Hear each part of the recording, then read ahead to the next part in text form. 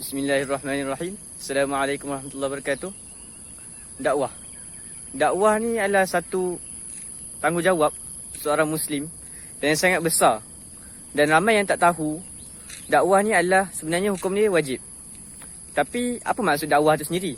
Adakah kita perlu jadi ustaz? Kita perlu jadi ulama? Ataupun kita perlu jadi guru agama untuk berdakwah? Semestinya tak. Sehingga kan dakwah ni wajib ke atas setiap Muslim, fardu. Maksudnya dakwah ni dia tak terhad kepada orang awam saja. Boleh jadi kita dakwah tu dakwah kepada kawan-kawan, dakwah tu kepada kepada keluarga kita, adik-beradik kita, saudara mara kan. Dan dakwah ni tak semestinya kita cakap bertakwalah kepada Allah SWT, kita hendaklah kembali kepada Allah SWT. Tak semestinya macam tu kan. Tak semestinya formal. Hatta kita ajak kawan kita solat, ajak family kita solat berjemaah pun kita dakwah juga kan. Kalau macam kawan kita tengah buat maksiat atau benda yang sia-sia, kita tegur dia kan.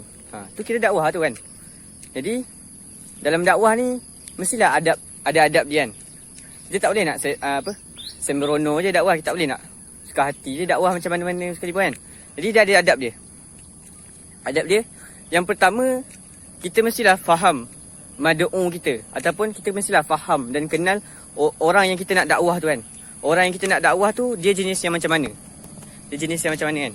Okay, jadi kita kena faham lah kita punya audience kan. Audience kita tu tua ke, muda ke, dia jenis yang macam mana? Dia senang nak terima ke, dia jenis yang panas baran ke? Jadi kita kena faham, kita kena kenal kita punya orang yang kita nak dakwah tu macam mana kita nak dakwah dia kan? Kita kena tahu cara. Jadi setiap orang cara dakwah dia berbeza. Ada orang kita cakap lembut-lembut, dia boleh terima. Ada orang kita cakap kasar-kasar, dia tak terima juga kan. Jadi kita kena pandai-pandai lah faham. Kita kenal orang tu dan kita dakwah based on dia punya personality, based on dia punya kepribadian dia lah. Okay, itu yang pertama. Yang kedua, kita nak dakwah ni mestilah berhikmah.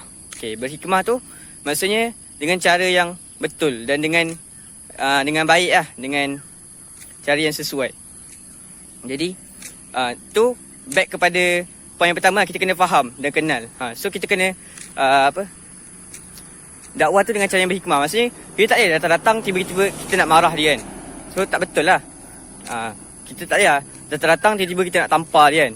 Kalau member kita tengah minum arak, lepas tu tiba kita nak tampar dia, mana boleh kan. So kita kena tegur elok-elok. Pandai-pandai. Kita sendiri kenal orang tu, kita tahu macam mana nak dakwah dia. So kena tegur elok-elok, tak boleh kasar-kasar kan. So kena tegur dengan baik, dengan berhikmah. Yang ketiga adalah kita mesti ikhlas kan. Kita nak tegur ni sebab apa? Kita nak tegur ni sebab kita nak tolong dia ke? Kita tegur ni sebab kita nak bantu dia keluar daripada kemungkaran tu, ataupun kita nak bantu dia untuk kembali ke jalan Allah ke, ataupun kita tegur dia tu, kita dakwah dia tu untuk kecam dia, untuk malukan dia. Okay, jadi kita kena muhasabah diri balik. Kita sebagai seorang yang nak berdakwah ni, apa niat kita, apa tujuan kita kan. Jadi kalau kita tujuan kita buruk kan, kita tujuan nak kecam dia, nak malukan dia, confirm dakwah kita tak akan sampai. Confirm dakwah kita tu tak akan berkesan lah. Sebab kita punya niat pun dah salahan. Jadi boleh jadi contoh kita ajak orang tu salat berjemaah tapi kita malukan dia depan halayak ramai. Kita cakap, kau ni dia solat jemaah, kau dah berapa tahun dah tak solat jemaah kan. Jadi boleh jadi orang tu lagi tak nak solat jemaah, dan sebagai balasan daripada Allah SWT, kita sendiri pun elok-elok solat jemaah ni, tapi bila kita cakap macam tu kat dia, kita dah tak solat jemaah dah kan. Allah bagi balasan kat kita. So kena hati-hati lah cara dakwah tu. Okay, lepas tu yang keempat, kita tak boleh sentuh isu-isu yang sensitif. Okay, contohnya kita tak boleh lah nak cakap pasal masa silam dia ke kan. Kita tak boleh lah nak cakap kau ni dulu dah lah macam ni kan. Lepas tu kita tegur dia tu ni lah macam tegur, tapi kita sambil tegur tu kita kecam dia kan. Kita kecam dia, kita cakap pasal dia punya peribadian dia, kita buka aib dia. So tak boleh lah macam tu kan. Kita nak tegur dia biar berhikmah macam saya cakap tadi kan. Kita tegur dengan cara yang baik. Tu yang keempat. Yang kelima, mestilah sesuai tempat dan masa dia. Okey, jadi kita nak dakwah ni, dakwah lah boleh lah dakwah mana, tapi ada tempat yang macam kalau boleh tu kita elakkan lah. Contohnya macam kita nak pergi dakwah, pelik lah sikit kan kalau kita pergi gereja kan. Lagi-lagi kita yang biasa-biasa ni, nak pergi dakwah, pergi gereja ke, pergi kelab malam ke, kan pelik tu kan. So kita nak dakwah ni, kita pilih lah tempat-tempat yang sesuai sikit. Contohnya sekolah ke, ataupun dekat masjid kan, ataupun dekat tempat awam pun boleh lah. Cuma kena sesuai lah cara dia tu kan. Dan masa pun kena sesuai juga. Janganlah datang kat orang pukul 3 pagi, ketuk rumah orang, lepas tu ajak pergi masjid kan. Kita tahu orang tu mungkin penat balik kerja kan, ataupun esok dia nak pergi sekolah ke. So kena sesuai juga masa kan. Janganlah kacau waktu rehat orang, ataupun waktu orang tu nak spend time dengan family ke. Kalau boleh kita elakkan lah. So kena sesuai tempat dan masa. Jadi 5 benda tu kita kena pastikan kita jaga. Yang pertama, kita kena fahami kita punya orang yang kita nak dakwah tu, fahami dan kenal. Yang kedua adalah kita mesti tegur dengan cara yang berhikmah. Okay, yang ketiga, kita mestilah ikhlas. Yang keempat, kita tidak menyentuh isu-isu yang sensitif.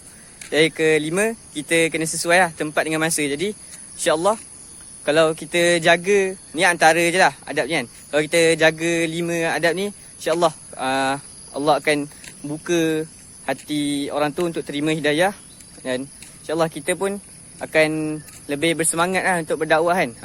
Sebab bila orang terima dakwah kita tu, kita lebih bersemangat untuk berdakwah. Jadi insyaAllah kalau kita jaga benda-benda ni, dakwah kita tu akan berkesan lah. Tapi kalau tak berkesan, janganlah putus asa kan. Kita kena sentiasa cuba lagi kan. Kita kena mungkin cara kita dakwah tu tak sesuai lagi kan. So kita kena sentiasa cuba, kita tukar cara dakwah kita tu kan.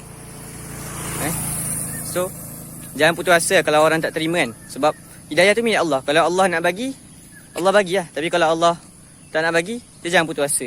Dia kena sentiasa cuba lagi lah untuk berdakwah kan.